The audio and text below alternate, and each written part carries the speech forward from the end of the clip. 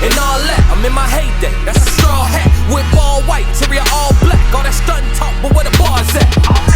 She know no better. Shorty mad, cause her flow so regular. Classic league, ain't with no extra. Flow cold, like I ain't want no sweater. Crossing here in that polo sweater. I'm coached out, yeah, I love that leather. Hi, I'm Jamie, and we're here to do an interview. It's called Chop It Up, and our guest today is a young upcoming artist. His name is B-Class, and his music is really making some noise right now.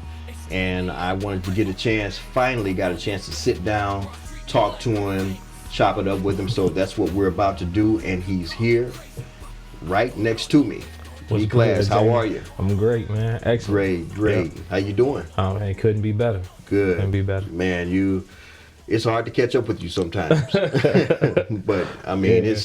it's really just a privilege to sit down here with a young upcoming artist and talk about your music and really see what you do. All right. So I'm gonna start out by asking, who is B-Class? I'm you.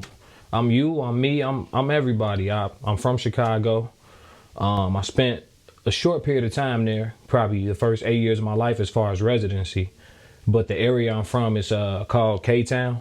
It's on the west side of Chicago, and the particular block that I'm from, it is pretty bad. So in the short period of time I was there, I got to see a lot of the things that what your typical gangster rappers would rap about. I got to see a lot of it. Not necessarily get involved because I was so young, but I got to see a lot. So I'm from Chicago, but we moved to Bolingbrook, Illinois. So I say I'm from Chicago, or from Bolingbrook by way of Chicago. But yeah, man, I'm well-rounded. So I'm your street guy. I'm your suburban kid. You know what I mean? I'm everything. I'm a sinner. I'm a saint. I'm everything. That was actually gonna be my next question, where you're from. So I mean, you definitely clarified where you were from. Yeah. Let me ask you this: how long you been rapping? Forever. I think I started. Let's see. My brother's 3 years older than me. So when my older brother started drumming, he was in 6th grade. I was three grades behind. So 4th grade, 3rd or 4th grade is when he started drumming. Is when I started rapping. He used to make the beats on the drum pad, and I just started freestyling. And ever since then, it's just been something that I did as a hobby before I started to actually pursue it, you know, and try to live off of it. Okay, yeah, we're gonna get a little deeper into that too, because your brother actually did some tracks on the album, which is, by the way, great album, everybody. It's called Lord Byron. Yeah. That's one of, we'll get into it, but I just wanted to put that out there because I think it's pretty decent. So thank you. How many albums do you have out so far? I have three total albums that I released. The first one, Class in Session, was my first project, and it was a typical project, no budget, working with up-and-coming producers, recording in a closet, you know. So production, not where it is today. Lyricism, of course, not where it is today, but I'm one of the artists that gets better and better, you know, as time goes on. So the first album was Class in Session. The second album was Class Act, A Coach Life. And then my most recent project, like you mentioned, is Lord Byron. That's the one that I feel like is my best project to date. That was actually going to be a question I had for you too. You feel Lord Byron is the best? Well, I feel that it's the best, but it's really not about me. It's about the artist, you. Right. So you feel that's better than Class Act and your previous works? Yeah, I really feel like I get better with each project. And the reason why I say that is because as my music career goes on, I'm constantly evolving as a man. So my music is a lot more mature now. And earlier on when I was rapping, I didn't want to take a lot of risk. And now I'm kind of a little bit more free. So anything that I need to say, anything that I want to say, I'll say it without worrying about any repercussions or how it's going to make anybody feel or anything like that. I'm more free as an artist now. And I've found myself. You know, I don't know if you ever heard artists talk about having to find themselves or who they are. Mm-hmm. I found myself musically now. So everything from here is, I mean, the sky is the limit. The sky is the limit. That's how I feel. Okay. Yeah. So that's pretty straightforward there, you know. Yeah. So with you pretty much, because I've heard a couple of your other albums too, and it was like you were just releasing, you know, feeling, because I could feel it. I could feel the pain. I could hear it, rather.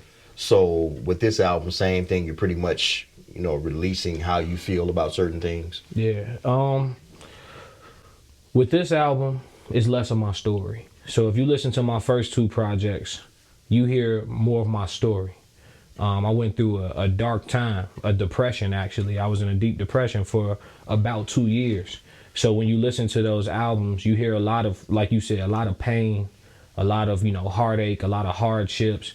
I don't want to say it's depressing music, but it's definitely for those who are going through some type of a struggle. You know what I mean?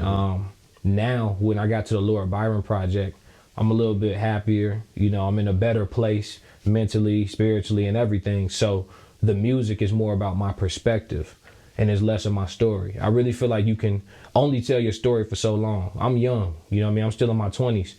It don't take me that long to tell my story. So if I continue to tell my story at this point, all I'm doing is paraphrasing. You can only repeat yourself so many times before people become disinterested. So now I'm giving more of my perspective. And now you're not just getting my story, you're getting everybody's story. You're getting my brother's story. You're getting my best friend's story. You're getting my homeboy's story. And I may spit it in a way where it sounds like it's me, but it's really somebody else. But we all experience similar things. But they may have been through something I haven't been through, and they may come to me and confide in me about that. I won't say names on the song, but I can give you this story because I thought it was deep or I thought it was interesting. So that's why I feel like Lord Byron is most well-rounded, because you're not just getting me, you're getting everybody.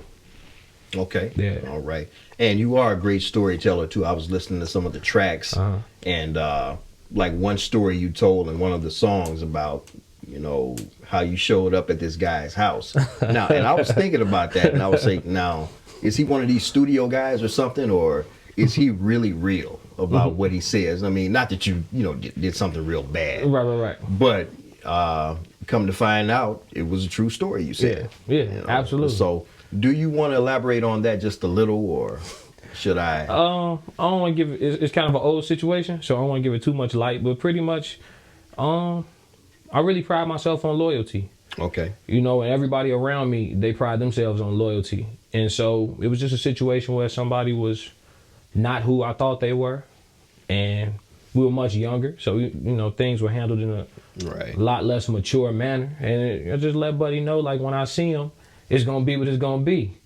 And I stopped seeing him for a while, so I had to go get after him a little bit, But needless to say, he ain't come outside, so but I did show up though, and ring the bell. And ask his mama. All right. Okay, yeah, we'll just keep that where it is. I mean, fair enough, man. Fair enough, yeah. So, what are some industry artists? Just to switch gears, what are some industry artists that you would really like to work with? Kevin Gates. I would love to work with Kevin Gates. Wale. I like to work with Wale, but it's a short list of rappers that I would like to work with. I mean, I could do the rapping. Singers that I would like to work with, I'm gonna do a full album with John Legend at some point in my life. He doesn't know it yet, but we're gonna do a full project, even if it's just a short 10-track project. But we're gonna do that. Another singer I like is Molly Music. I'm not sure if you know Molly, but I really would love to work with him. Yeah, I've heard of him. He's worked with Lecrae and a few people. Yeah, he was on the gospel side. Now he's doing, it's still inspirational and spiritual music, but it's less, God. I guess he's trying to reach out to a larger crowd, but needless to say, I would love to work with him. Female artists, I love to work with Jasmine Sullivan, for sure. I think we would make some very powerful music. She has such emotion in her voice. Okay. It's I can't even describe it with words. I took my lady actually to see her live, and it was moving. It was definitely moving. That's just a short list. There's others, but that's just a short list, like the top. Okay. Yeah. All right. Let me ask you this: in terms of hip hop, what are your top 5 artists? You need them in order? This is a tough question. You need them in order? Not necessarily. No order, I mean, because I guess for me, just personally, my top 5, it constantly changes. But as an artist, being in the booth all the time, being in the studio, and of course, you listen to hip hop a lot. So what are your top 5? See, that's the thing. I don't listen to a lot of rap. Really? I don't listen to a lot of rap. Okay. So, and you'd be surprised because I'm going to answer the question, but I definitely want to give a little background. You'd be surprised because I'm not really a hip hop historian. Like all of my homeboys, a lot of them are older than me, so they always telling me, man, you're a rapper. You need to go back in the archives, man, and listen to these guys and these guys and these guys. How you know where you going? You don't know where you been. Right. The difference between me is, and most artists, is I'm not inspired by other musicians. And when I say that, I mean my music is inspired by my life. Music is my life. So I don't listen to so-and-so and such, and it was like, oh, this person makes me want to rap. That didn't happen for me. Experiences happen. And I was like, this is my gift. I can articulate them this way. You know what I mean? And that's why I don't really listen to a lot of rap. It's not a lot of rappers that move me. Because when I listen to music, I don't know about you. When I listen to music, I want to feel something. Okay, hot beats, cool, you know, but that's not going to get me through life. Even if you're a club head, I don't go to the club much, but even if you're a club head, you in the club for how many hours out of a week? 4 or 5 hours?